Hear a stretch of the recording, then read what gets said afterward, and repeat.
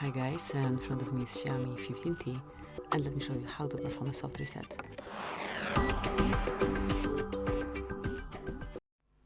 Well, basically all you have to do is tap on power button along with volume up button. Tap and hold. Just keep holding.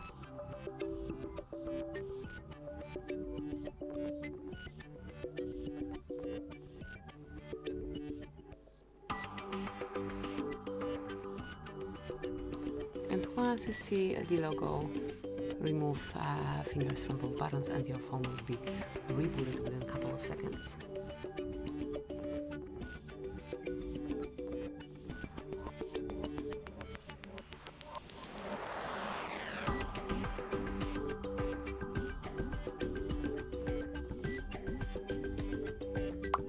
And that's it. Now just unlock your device and use it smoothly. Thank you for watching. Please subscribe our channel and leave the thumbs up.